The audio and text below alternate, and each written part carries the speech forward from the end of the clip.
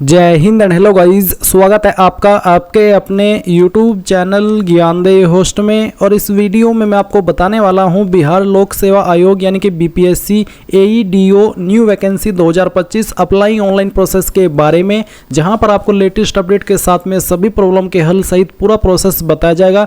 Video थोड़ी long हो सकती है, बट मैं आपको विश्वास दिला सकता हूँ कि आपको सभी चीज़ें बहुत ही अच्छे से एक्सप्लेन की जाएगी, ताकि अगर आप खुद से फॉर्म भर रहे हैं तो आपसे फॉर्म भरने में कोई भी मिस्टेक न हो और कोई भी आपके मन में सवाल डाउट ना रहे कि यार यहाँ पर मैंने जानकारी गलत तो नहीं भर दी या फिर इस ऑप्शन का क्या मतलब है। तो आपको बहुत अच्छे से जानकारी आप एक्सप्लेन की जाएगी। तो वीडियो को आपको पूरा देखना है, और अगर आपने अभी तक वीडियो को लाइक शेयर नहीं किया तो गाइज कर देना और चैनल को सब्सक्राइब कर लीजिएगा। इसके बाद में जो लिंक वीडियो को डिस्क्रिप्शन में दिया है आप ओपन करिए। हमारी ऑफिशियल वेबसाइट jobsgyan.in है। इसके ऊपर आने के बाद आपको जानने को मिलेगा कि ये भर्ती आपकी 935 पोस्ट पर निकाली है। पोस्ट का फुल नेम है असिस्टेंट एजुकेशन डेवलपमेंट ऑफिसर, जिसको आप AEDO बोलते हैं। एज लिमिट आपकी 21 से 40 साल के बीच रखी गई है और सभी स्टेट से कैंडिडेट फॉर्म भर पाएंगे। एंड अगर फीस की बात करें तो सभी कैटेगरी कैंडिडेट के लिए 100 रुपये फीस रखी गई है। फॉर्म आप लोग यहां पर 26 सितंबर 2025 तक भर सकते हैं, तो अभी आपके पास टाइम है। अगर आपने अभी तक फॉर्म नहीं भरा तो अच्छे से टाइम लेकर के सभी डॉक्यूमेंट्स अपने तैयार करके फॉर्म को भर लेना है। अगर आपको नहीं पता कि कौन कौन से डॉक्यूमेंट यूज में आते तो आप एक बार इस वीडियो को वैसे ही वॉच कर लीजिए और उसमें देख लीजिए मैं कि कौन कौन से डॉक्यूमेंट्स की इन्फॉर्मेशन दे रहा हूँ और कौन कौन से डॉक्यूमेंट अपलोड कर रहा हूँ। फिर वो देख करके वहाँ से वही डॉक्यूमेंट्स आप भी अपने तैयार कर लीजिए।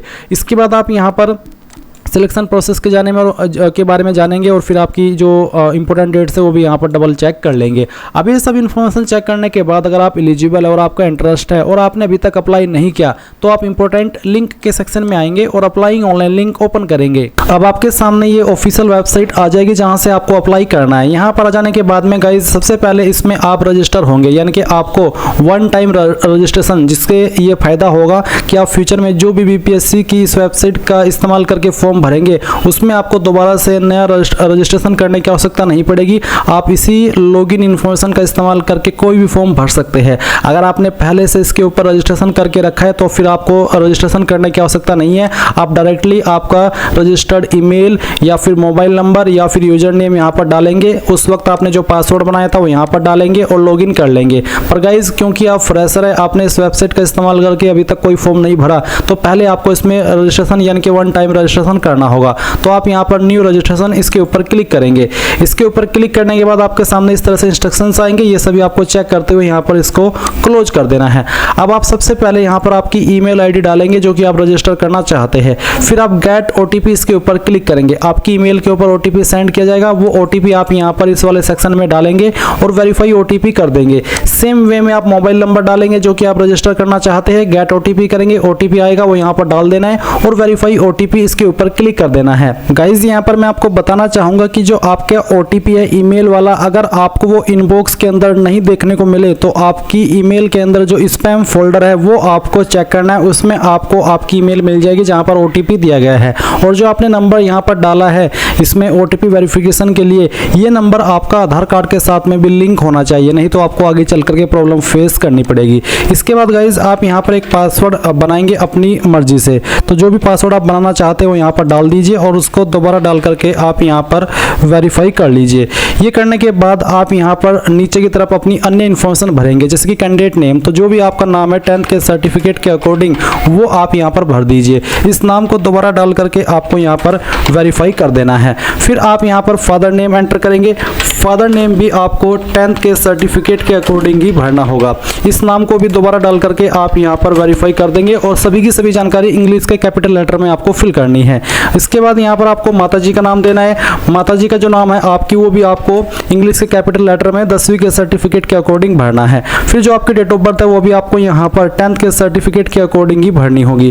पहले आप यहाँ से जो भी आपका ईयर है बर्थ का वो सिलेक्ट कीजिए, जैसे कि मैं आपको यहाँ पर सिलेक्ट करके दिखाने वाला हूँ। फिर यहाँ से आपका मंथ और उसके बाद में डे, तो आपका डेट ऑफ बर्थ आ जाएगा।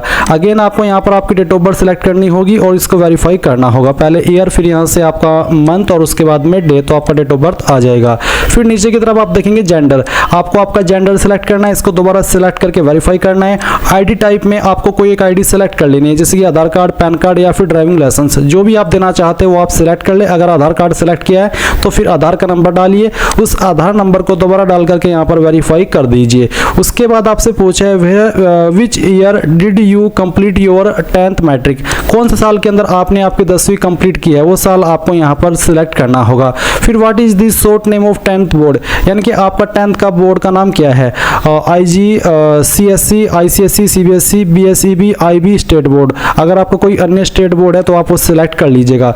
उसके बाद यहाँ पर है what is your seat roll number of 10th matric, यानी कि 10वीं का जो रोल नंबर है वो क्या था वो आपको यहाँ पर एंटर करना होगा। स्टेट बोर्ड वो कैंडिडेट सेलेक्ट करेंगे जिन्होंने यूपी बोर्ड से, MP बोर्ड से या फिर किसी स्टेट के अन्य बोर्ड से अपनी 10वीं कंप्लीट की है। अगर आप बिहार बोर्ड से किए हो तो आप यहाँ पर BSEB सेलेक्ट कर सकते हैं। इसके बाद आता है which year did you complete your 12th, किस साल के अंदर आपने 12वीं कंप्लीट की थी वो सेलेक्ट कर लेंगे। What is your blood group, guys यहाँ पर ब्लड ग्रुप आप सभी से पूछे और ये ऑप्शन का आंसर करना भी अनिवार्य है।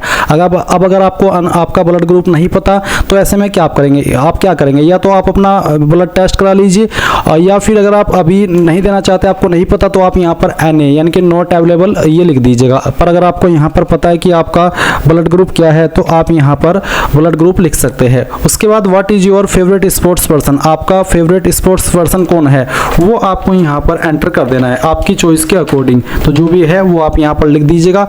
उसके बाद आप यहाँ पर जो कैप्चा है आपके सामने वो डालेंगे और रजिस्टर के ऊपर क्लिक करेंगे। अब यहाँ पर आपके सामने है कि are you sure you want to redirect to DigiLocker, तो आप यहाँ पर क्या डिजिलॉकर के लिए रिडायरेक्ट होना चाहते हैं, तो आप यहाँ पर यस करिए। यस करने के बाद में आपको डिजिलॉकर के ऊपर साइन किया जाएगा।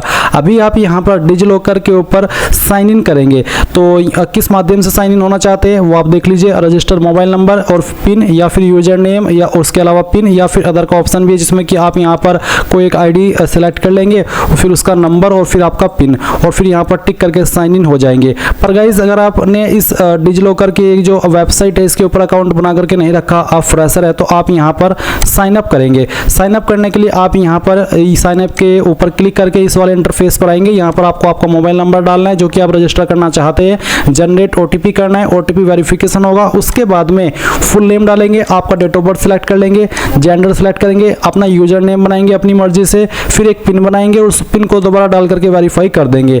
And then I consent to terms to use, इसके ऊपर टिक करके वेरीफाई कर देंगे। इसके बाद गाइज आपका डिजिलॉकर अकाउंट बन जाएगा और फिर वो जैसे ही बन जाए आप उसका इस्तेमाल करके यहाँ पर इसमें साइन इन हो जाइएगा। इसके बाद गाइज जो नंबर आपका डिजिलॉकर अकाउंट पर आपने रजिस्टर किया है उसके ऊपर एक OTP जाएगा, वो आप यहाँ पर डालिए और साइन इन इसके ऊपर क्लिक कीजिए। इसके ऊपर क्लिक करने के बाद में यहाँ पर प्रोसीड विद KYC, आपको आपका आधार नंबर डालना है और वेरीफाई इसके ऊपर क्लिक करना है। जैसे ही आपका यहाँ पर KYC हो जाए तो आप यहाँ पर रिटर्न टू BPSC ऑनलाइन इसके ऊपर क्लिक करेंगे और यहाँ से आप यस कर देंगे। यस करने के बाद में आपको यहाँ पर इसी वेबसाइट के ऊपर सेंड किया जाएगा। और अगर आप यहाँ पर डायरेक्टली मेन डैशबोर्ड पर नहीं पहुँच पाते तो आपको यहाँ पर इसमें लॉगिन वाले सेक्शन का इस्तेमाल करके लॉगिन हो जाना है, यानी कि आपको आपका रजिस्टर ईमेल या नंबर इस्तेमाल करना है, आपने जो पासवर्ड बनाया था वो डालना है और लॉगिन के ऊपर क्लिक करना है। इसके बाद यहाँ पर लॉगिन करने के लिए आप ये कैप्चा कोड डालेंगे और प्रोसीड के ऊपर क्लिक कर देंगे। इसके बाद गाइज यहाँ पर अगेन आपको बोला जा रहा है कि क्या आप डिजिलॉकर के लिए रिडायरेक्ट होना चाहते हैं, अगर हाँ तो यस, नहीं तो आप नो करेंगे। नो करने के बाद में आपके सामने यहाँ पर आपका डैशबोर्ड आ जाएगा, क्योंकि गाइज हम जो डिजिलॉकर का प्रोसेस है वो पहले ही कंप्लीट कर चुके हैं। तो अब आपके सामने यहाँ पर होम का इंटरफेस आएगा जैसे कि आप वीडियो में देख सकते हैं। अभी आप यहाँ पर प्रोफाइल क्रिएशन इसके ऊपर क्लिक करेंगे। इसके ऊपर क्लिक करने के बाद यहाँ पर कुछ जानकारी आपकी भरी हुई है और कुछ जानकारी आपको भरनी है, जैसे कि आपका जो हिंदी नेम है वो आपको यहाँ पर 1.2 में डाल देना है, यानी कि आपको आपका नाम हिंदी के अंदर लिखना है, जैसे कि मैं आपको यहाँ पर लिख करके दिखा रहा हूँ। अगर ये इसमें सही से नहीं आ रहा है, जैसे कि आप यहाँ पर वीडियो में देख सकते हैं कि सजेशन सही से नहीं आ रहे हैं, तो आप यहाँ पर खुद से आपका नाम कहीं और पर लिख करके उसको यहाँ पर पेस्ट कर सकते हैं। इसके बाद में यहाँ पर आपके सामने मैरिटल स्टेटस, तो मैरिड, अदर या फिर अनमैरिड, जो भी स्टेटस है वो आप सिलेक्ट कर लेंगे। इसको दोबारा सिलेक्ट करके आप वेरीफाई कर देंगे। फिर आप यहाँ पर नीचे की तरफ आएंगे और देखेंगे इसमें बॉडी आइडेंटिफिकेशन मार्क, आपकी बॉडी के ऊपर वो निशान जिससे आपकी बॉडी की पहचान होती हो, ये निशान आपकी बॉडी के ऊपर कहीं पर भी हो सकता है, उस निशान के बारे में आप यहाँ पर लिख दीजिएगा। ये लिखने के बाद में पूछे कि have you ever changed your name, क्या आपने कभी आपका नाम बदला है? अगर हाँ तो यस, नहीं तो आप नो करेंगे। अगर बदला है तो यस करने के बाद में जो आपने नाम बदला है यानी कि बदलने के बाद जो आपका नाम हुआ है वो आप यहाँ पर लिखेंगे। नहीं बदला है तो आप नो कर दीजिए। फिर are you a citizen of India, तो आप इसमें यस कर देंगे कि हाँ मैं इंडिया का सिटीजन हूँ। फिर आपसे पूछा है कि क्या आप बिहार राज्य के स्थायी मूल निवासी है? अगर आप बिहार के मूल निवासी है तो आप यस करेंगे। और उसके बाद में आपसे पूछा है दोबारा से, इसको टिक करके आपको वेरीफाई कर देना है। फिर है रेसिडेंट सर्टिफिकेट नंबर, यानी कि जो आपका निवास प्रमाण पत्र है उसका जो सर्टिफिकेट नंबर है वो आपको डालना है और किस डेट में सर्टिफिकेट बना है वो डेट आपको यहाँ पर सिलेक्ट कर लेनी है। आपको आपका सर्टिफिकेट चेक करना है, उसके ऊपर ये डेट लिखी होती है। उसके बाद कास्ट कैटेगरी डिटेल, क्या आप किसी आरक्षित कोटि से है? अगर हाँ तो यस, और यस करने के बाद में फिर बताएंगे कि आपकी इनमें से कौन सी आरक्षित कैटेगरी है, SC ST EBC BC जो भी है वो ये आपको सिलेक्ट करनी है। मैं डेमो के लिए जानकारी आपको भर करके दिखा रहा हूँ, उसको दोबारा सिलेक्ट करके वेरीफाई करना होगा। फिर आपकी जो कास्ट नेम है वो आपको यहाँ पर सिलेक्ट करनी होगी। उसके बाद में कास्ट सर्टिफिकेट नंबर देना होगा, कब आपका कास्ट सर्टिफिकेट जारी हुआ है वो डेट आपको यहाँ पर सिलेक्ट कर लेनी है। ये सब इन्फॉर्मेशन आपके कास्ट सर्टिफिकेट की और किस डेट में जारी हुआ है उसकी सर्टिफिकेट के ऊपर आपको देखने को मिल जाएगी। कोई इशू आए उसमें तो आप कमेंट के माध्यम से पूछ लेना। फिर है सर्टिफिकेट इशूड बाय, किसके द्वारा इशू हुआ है, बिहार या अदर, तो यहाँ पर मैं बिहार सेलेक्ट कर लेता हूँ। फिर आता है कि विज्ञापन के अनुसार क्या आप स्वतंत्रता के सेनानी नाती नातिन पोता पोती है? अगर हाँ तो यस, नहीं तो आप नो करेंगे। फिर है क्या आपको दिव्यांगता के कारण लेखक स्क्राइब की आवश्यकता है? क्या आप दिव्यांग है? पहले तो दिव्यांग वाला आंसर करिए कि हाँ मैं दिव्यांग हूँ या फिर नहीं, और उसके बाद में आप यहाँ पर अगले वाला जो सवाल है इसका भी आंसर कर देंगे। फिर क्या आप एक मेधावी खिलाड़ी है? अगर है तो यस, नहीं तो आपको नो करना है। क्या आप एक भूतपूर्व सैनिक है, नौसेना, वायुसेना या फिर सेनावृत्ति से? अगर हाँ तो यस, नहीं तो आप नो करेंगे। क्या आप एक NCC कैडेट है? अगर हाँ तो यस, नहीं तो आपको नो करना है। क्या आप बिहार सरकार के कर्मचारी है? अगर हाँ तो यस, नहीं तो आपको नो करना है। फिर आप यहाँ पर इस जानकारी को सेव कर देंगे। ये जानकारी सेव करने के बाद में आप यहाँ पर स्टेप 2 एड्रेस इन्फॉर्मेशन पर आ जाएंगे, जहाँ पर आपको आपका परमानेंट एड्रेस पहले भरना है। तो आपका जो भी परमानेंट एड्रेस है उसका पार्ट आप यहाँ पर एड्रेस लाइन 1, 2 और 3 यानी कि थोड़ा थोड़ा पार्ट तीनों लाइन के अंदर लिख देंगे। अपनी स्टेट आपको यहाँ पर सिलेक्ट कर लेनी है, जो भी बेसिकली आपकी स्टेट है, और उसके बाद में यहाँ पर जो आपकी डिस्ट्रिक्ट है वो आपको सिलेक्ट करनी होगी और आपका पिन कोड भी आपको डाल देना है। फिर क्या आपका कोरेस्पोंडेंस एड्रेस और परमानेंट एड्रेस एक है? कोरेस्पोंडेंस एड्रेस होता है प्रेजेंट एड्रेस, तो अगर एक है दोनों तो आप सेम एज अब इसको टिक कर दे, और अगर अलग है तो इसको अनटिक करके अलग से अपना प्रेजेंट एड्रेस भर दे और फिर सेव कर दे। अब यहाँ पर अदर इन्फॉर्मेशन में आपके सामने कुछ और सवाल आएंगे, इनका आंसर आपको करना है। तो जैसे कि पहला सवाल है कि क्या आपके विरुद्ध किसी न्यायालय में कोई अभियोजन लंबित है? अगर कोई केस पेंडिंग है तो यस करेंगे, नहीं तो आपको नो करना है। फिर क्या बार काउंसिलिंग या मेडिकल काउंसिल या एसोसिएशन या किसी अन्य व्यावसायिक संस्थान द्वारा अनुशासनात्मक या इसी तरह की कोई अन्य कार्यवाही शुरू की गई है आपके विरुद्ध? अगर हाँ तो यस, नहीं तो आप नो करेंगे। फिर क्या आपके विरुद्ध सरकारी अर्ध सरकारी संगठनों द्वारा कोई अनुशासनात्मक कार्यवाही शुरू की गई है? अगर हाँ तो यस, नहीं तो आपको नो करना है। फिर क्या आपके खिलाफ कोर्ट केस दायर किया गया था? अगर हाँ तो यस, नहीं तो आपको नो करना है। फिर यहाँ पर क्या आपको BPSC UPSC या फिर अन्य PCS किसी अन्य संगठन द्वारा आयोजित परीक्षा चयन के लिए वर्जित या काली सूची में डाला गया, यानी कि क्या आपको ब्लैक लिस्ट किया गया? अगर हाँ तो यस, नहीं तो आपको नो करना है। फिर यहाँ पर आपको पुरस्कार पदक छात्रवृत्ति आदि का विवरण देना है। टीम खेल, स्पोर्ट्स, NCC, हिच हाइकिंग, पर्वतारोहण आदि अगर आपने किया है कुछ इसमें से तो आप यहाँ पर उसके बारे में 100 कैरेक्टर की लिमिट रखते हुए उसके बारे में डिटेल्स दे सकते हैं। कोई स्कूल कॉलेज में आपकी जो पोजीशन आई थी वो आप बता सकते हैं। कोई अन्य आपने एक्टिविटी की हो उसके बारे में आप बता सकते हैं, नहीं तो आप इसको सेव कर दीजिएगा, कोई जानकारी भरने की आवश्यकता नहीं है। उसके बाद आप स्टेप 4 पर क्लिक करेंगे जो कि क्वालिफिकेशन इन्फॉर्मेशन। तो यहाँ पर आ जाने के बाद में आपको यहाँ पर अपनी जानकारी भरनी है। तो आप यहाँ पर नीचे की तरफ आएंगे और सबसे पहले आपको इसमें 10वीं की इन्फॉर्मेशन देनी होगी। तो आप 10th सेलेक्ट कर ले, उसके बाद में आपको यहाँ पर भी 10th सेलेक्ट करना है। इसके बाद यहाँ पर जो सब्जेक्ट ब्रांच है इसके ऊपर एप्लीकेबल नहीं होता तो आप इसको रहने दीजिए। उसके बाद आप यहाँ पर बताइए कि आपने कौन सी स्टेट से आपकी जो 10वीं है वो की है, उस स्टेट को आपको यहाँ पर सिलेक्ट करना होगा। उसके बाद में आपको यहाँ पर आपका बोर्ड सेलेक्ट कर लेना है, तो जो भी आपका बोर्ड है वो आप सिलेक्ट कर लीजिएगा। उसके बाद में आपने ये जो क्वालिफिकेशन है वो आपने पास कर लिया है या अभी आप कर रहे हैं, तो मैं यहाँ पर इसको पास सेलेक्ट कर लेता हूँ। फिर डेट ऑफ क्वालिफिकेशन कंप्लीशन, यानी कि कब आपने आपकी 10वीं कंप्लीट कर ली थी वो आपको यहाँ पर बताना है। तो आप इस तरह से आपका जो डिटेल है वो सिलेक्ट कर लेंगे, यानी कि पासिंग डेट आपको बतानी होगी। तो जिस डेट में की है वो आप सिलेक्ट कर लेंगे। अगर कोई एक्स्ट्रा अटेम्प्ट आपने किया है तो आप यहाँ पर उसके बारे में इंफॉर्मेशन देंगे। अगर आपने नहीं किया है अतिरिक्त प्रयास तो आप यहाँ पर आपको बोले प्लीज़ एंटर ओनली नंबर, तो बेसिकली यहाँ पर आपको 0 लिख देना है कि मैंने कोई अतिरिक्त प्रयास नहीं किया है। ऑब्टेन्ड मार्क्स, कितने नंबर आपको आए थे वो आप यहाँ पर डालेंगे और कितने में से आए थे वो आप यहाँ पर टोटल मार्क्स में भर देंगे। अगर आपके नंबर CGPA के अंदर है, ग्रेड के अंदर है, तो आप यहाँ पर इसमें बोला है for CGPA grade and respective percentage value, तो उनको बेसिकली उनको नंबर के अंदर कन्वर्ट करके यहाँ पर वो भरना होगा। तो जो भी आपकी परसेंटेज है वो आप यहाँ पर डाल दीजिएगा। फिर नंबर ऑफ एकेडमिक मंथ, तो कितने एकेडमिक मंथ है, बेसिकली 10वीं को 12 मंथ में काउंट किया जाता है, तो आप इसको 12 सेलेक्ट कर लीजिएगा। इसके बाद में क्लास ग्रेड, किसके क्या आपकी क्लास थी, first division pass, second division या फिर थर्ड, तो मैं यहाँ से फर्स्ट डिवीजन सेलेक्ट कर लेता हूँ। जो भी आपकी डिवीजन है वही आपको सेलेक्ट करनी होगी। मोड क्या था, डिस्टेंस, कोरेस्पोंडेंस, ट्रेडिशनल या रेगुलर, तो यहाँ पर मेरी रेगुलर थी, मैंने इसको सेलेक्ट किया। अब यहाँ पर आपको सीट रोल नंबर, 10वीं का जो रोल नंबर है वो आपको एंटर कर देना है।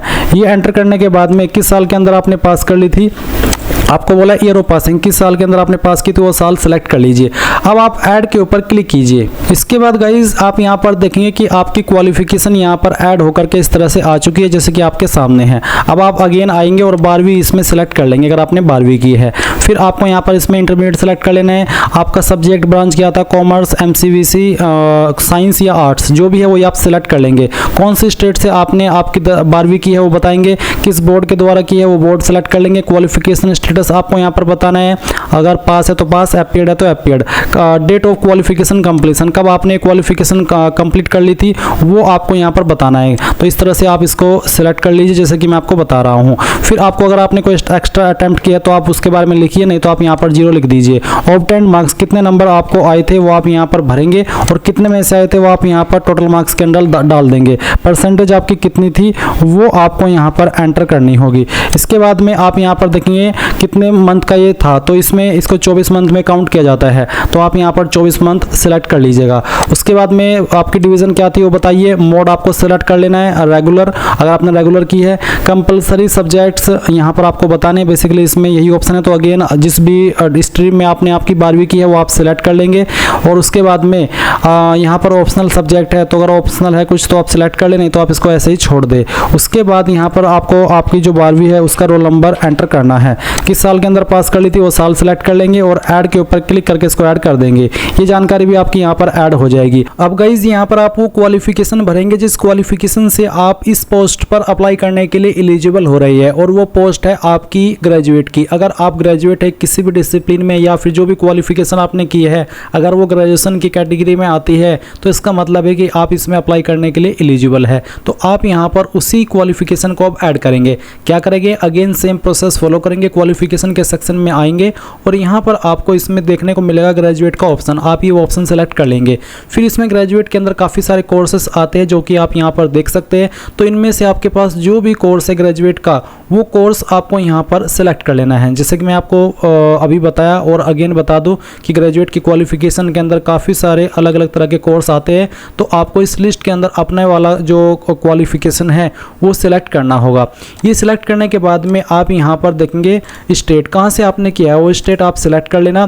फिर आपको आपकी यूनिवर्सिटी का नाम देना है। अगर आपकी यूनिवर्सिटी लिस्ट के अंदर न हो तो आप अदर का ऑप्शन सेलेक्ट करके खुद से अपनी यूनिवर्सिटी का नाम दे सकते हैं, बट अगर यहीं पर लिस्ट के अंदर आपकी यूनिवर्सिटी है तो आप इसको सिलेक्ट कर लेना। क्वालिफिकेशन स्टेटस में आपको बताना है कि आप इसको पास कर चुके हैं या अभी आप कर रहे हैं। मैं यहाँ पर इसको पास्ट क्वालिफाइड सेलेक्ट कर लेता हूँ। इसके बाद आता है डेट ऑफ क्वालिफिकेशन कंप्लीशन, यानी कि कब आपने इस क्वालिफिकेशन को कंप्लीट कर लिया था वो डेट आपको यहाँ पर इस तरह से सिलेक्ट करनी होगी। ये सिलेक्ट करने के बाद में आपसे पूछा एक्स्ट्रा अटैम्प्ट, अगर आपने कोई एक्स्ट्रा अटैम्प्ट दी है, आपकी बैक आई थी या फिर कुछ ऐसा, तो आप उस अटैम्प्ट के बारे में दीजिए, बताइए कि 2 अटैम्प्ट में की है, 1 अटैम्प्ट में या फिर तीसरे में। अगर आपने यहाँ पर इसको पहले अटैम्प्ट में कर लिया था तो आप यहाँ पर इसमें 0 लिख देना, क्योंकि आप इसको पहले ही प्रयास में पास कर चुके हो, आपने कोई एक्स्ट्रा अटैम्प्ट नहीं दिया है तो आप इसमें 0 लिख देना है। अगर आपने 1 अटैम्प्ट दिया है अलग से तो फिर आप यहाँ पर 1 लिखेंगे। फिर ऑब्टेन्ड मार्क्स, यानी कि आपको कितने नंबर आए थे, या तो वो या फिर कितनी CGPA आई थी वो आपको लिखनी है। मैं इस डिटेल्स को डेमो के लिए भर रहा हूँ, तो मैं यहाँ पर एक इस तरह से डेमो के लिए नंबर भरता हूँ। आपको सभी ईयर के मिला करके यहाँ पर भरने हैं। फिर आपको टोटल नंबर डालने हैं, यानी कि ये जो नंबर आपने यहाँ पर भरे हैं आपको कितने में से आए थे। और या अगर आप CGPA में भर रहे हैं तो आपको यहाँ पर जो CGPA आई थी वो भरनी है और यहाँ पर आपकी टोटल CGPA। उसके बाद में आपकी परसेंटेज कितनी थी या फिर आपकी जो ग्रेड है या फिर CGPA है वो आप यहाँ पर लिख देंगे। उसके बाद में नंबर ऑफ एकेडमिक मंथ, कितने मंथ की आपकी क्वालिफिकेशन थी वो आपको यहाँ पर सिलेक्ट करना होगा। इसके बाद में आता है क्लास ग्रेड, तो आपका फर्स्ट डिवीज़न था, पास, सेकंड या थर्ड, वो आप सिलेक्ट कर लीजिए। फिर यहाँ पर आता है आपका नेम ऑफ रजिस्टरिंग अथॉरिटी, तो आप किस अथॉरिटी के अंदर रजिस्टर्ड है, अगर आप है तो आपको यहाँ पर वो सिलेक्ट कर लेना है। और उसके बाद में यहाँ पर आपको डेट देनी है, क्योंकि जो क्वालिफिकेशन मैं दे रहा हूँ इसमें बी फार्मा, उस पर ये चीज़ एप्लीकेबल होती है, इसलिए मेरे सामने ये ऑप्शन आ रहे हैं, बट ये कंपलसरी नहीं है।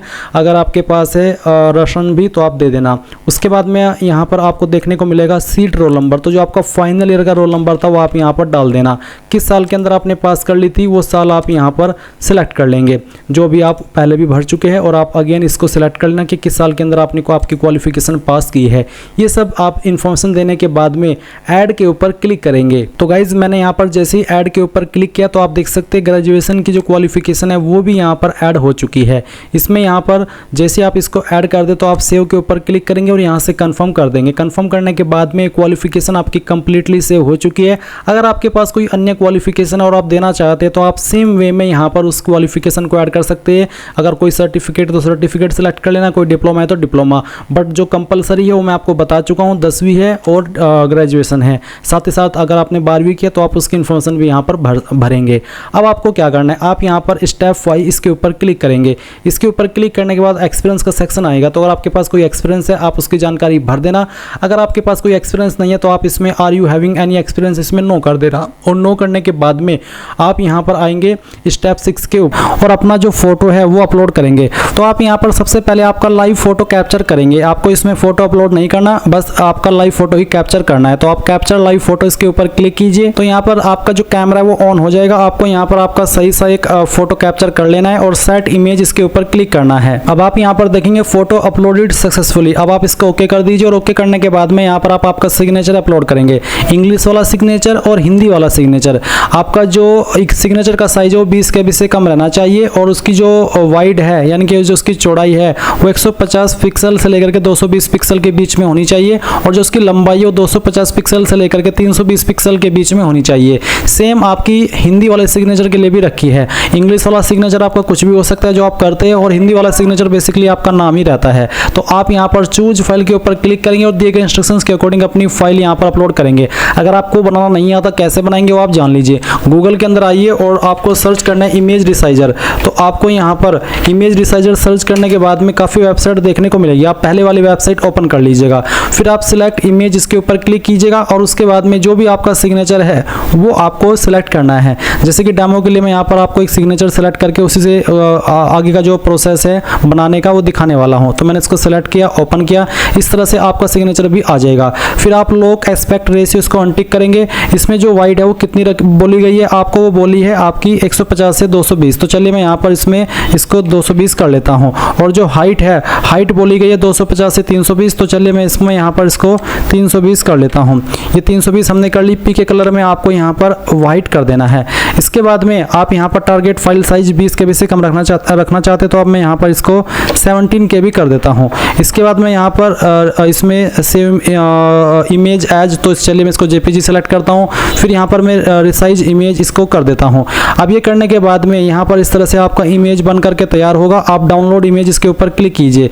ये फाइल आपकी डाउनलोड हो चुकी है। अभी आप यहाँ पर आएंगे, चूज फाइल के ऊपर क्लिक करेंगे, जहाँ पर अभी फाइल आपने डाउनलोड की है उसको सिलेक्ट करेंगे, ओपन करेंगे। आपकी फाइल यहाँ पर इस तरह से आ जाएगी जैसे कि आप वीडियो में देख सकते हैं। और उसके बाद आप सेम वे में आपका हिंदी का सिग्नेचर सेलेक्ट करेंगे, और फिर आप यहाँ पर सेव के ऊपर क्लिक करेंगे। सेव के ऊपर क्लिक करने के बाद देखेंगे सिग्नेचर इमेज अपलोडेड सक्सेसफुली। अब आप यहाँ पर आई एग्री के ऊपर क्लिक करेंगे, और उसके बाद में सबमिट एंड लॉक प्रोफाइल इसके ऊपर क्लिक करेंगे। अब गाइज आप न्यू एप्लीकेशन के सेक्शन पर क्लिक करेंगे, और आपको यहाँ पर जो करंट में वैकेंसी एक्टिव है वो देखने को मिल जाएगी। आपको यहाँ पर जो अप्लाई करना है वो करना है असिस्टेंट एजुकेशन डेवलपमेंट ऑफिसर, जिसका एडवर्टाइजमेंट नंबर 87/2025 है, और स्टार्टिंग डेट 27 अगस्त 2025 से लेकर के 26 सितंबर 2025 है। तो आप व्यू के ऊपर क्लिक करना। इसके ऊपर क्लिक करने के बाद चेक एडवर्टाइजमेंट क्राइटेरिया इसके ऊपर क्लिक करना।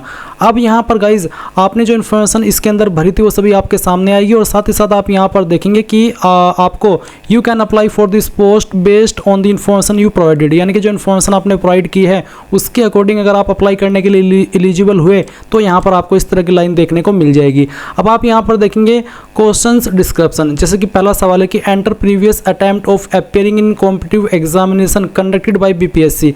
अगर बीपीएससी के द्वारा कोई एग्जाम कंडक्ट हुआ था और उसमें आपने अप्लाई किया था और आपने अगर उसमें कोई अटैम्प्ट दिए, चाहे वो कोई सा भी एग्जाम हो जो बीपीएससी ने कंडक्ट किया हो, तो आप उसकी संख्या लिखेंगे कि आप कितनी बार अटैम्प्ट कर चुके हैं।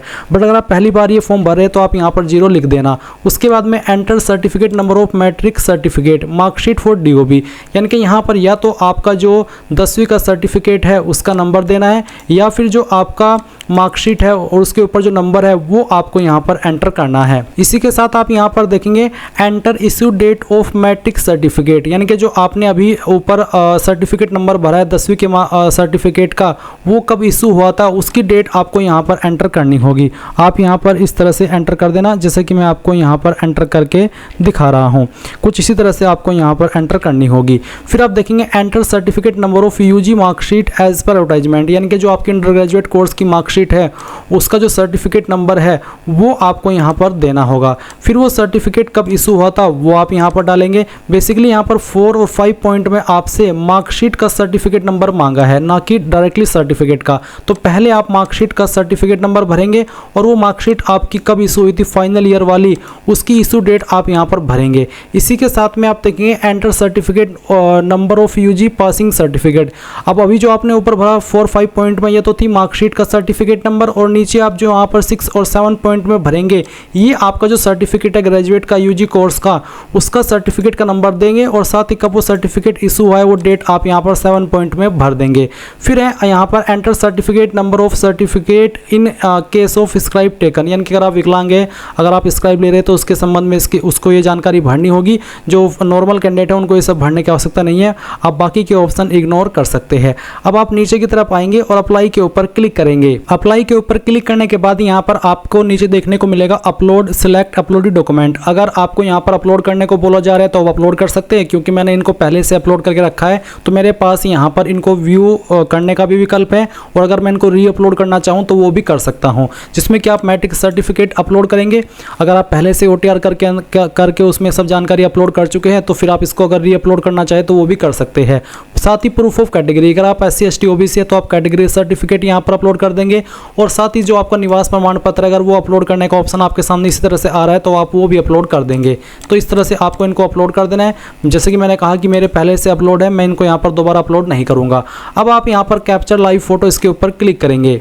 जैसे ही आपका लाइव फोटो कैप्चर हो जाए तो आप नीचे की तरफ आकर के यहाँ पर एंटर करंट लोकेशन में उस जगह का नाम देंगे जहाँ से आप इस फॉर्म को भर रहे हैं। जिस भी सिटी से भर रहे हैं उस सिटी का नाम आपको यहाँ पर भर देना है, अपना नाम नहीं भरना है। अब आप सबमिट एंड पे फीस इसके ऊपर क्लिक करेंगे। यहाँ से अब आपको पेमेंट मोड सेलेक्ट कर लेना है और उसके बाद में फिर इसको सेलेक्ट करना है एंड देन ओके कर देना है। ओके करने के बाद आप पेमेंट के पेज पर आ चुके हैं। आप आपकी fees debit card, credit card, SBI corporate credit card, internet banking, UPI, NEFT, इनके जिस माध्यम का इस्तेमाल करके जमा करना चाहे वो कर सकते हैं। जैसे आप फीस जमा कर देंगे तो आप अपनी जो फॉर्म है उसका फाइनल प्रिंट आउट ले पाएंगे, और जैसे ही आपकी फीस फाइनल एक्सेप्ट हो जाए तो ही आपका फॉर्म सबमिट माना जाएगा। और इस प्रकार से गाइज आप लोग BPSC AE DO online form 2025 भर पाएंगे। So thanks for watching. जय हिंद।